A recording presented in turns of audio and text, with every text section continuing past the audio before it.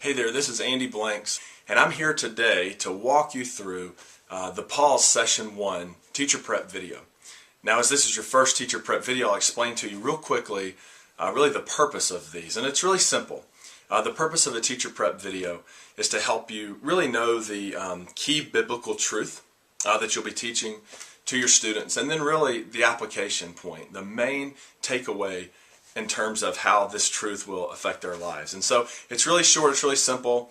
It's just another way to help you prepare to teach your students in small groups. So this is Paul's Lesson 1, and what you're doing in this lesson is you're beginning to really set up this idea of the importance of hitting pause. As we've said in some of the introductory material, if you've looked at it already, that this generation of teenagers, they really are the busiest, most committed, most stimulated in terms of media and entertainment generation of teenagers to ever live. And that takes a dramatic effect on their relationship with God. And it's a really simple reason why. They don't make time for Him. And let's be honest, it's a challenge for us as well. So in many ways, this study of the Pauls will help us out as leaders too.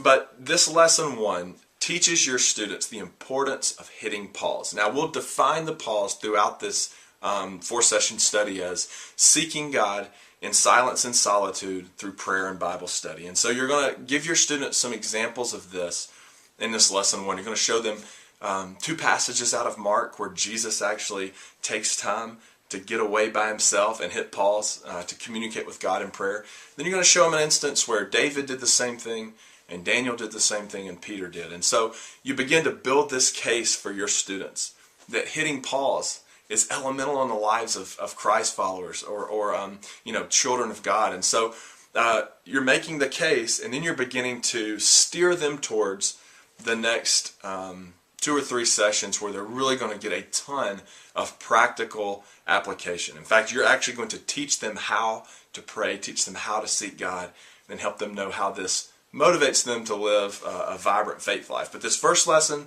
you really are just laying the foundation for the value of this and the importance of it. So you're really trying to speak to their hearts and say, hey, this is something you need in your life. So have great luck with your small group session.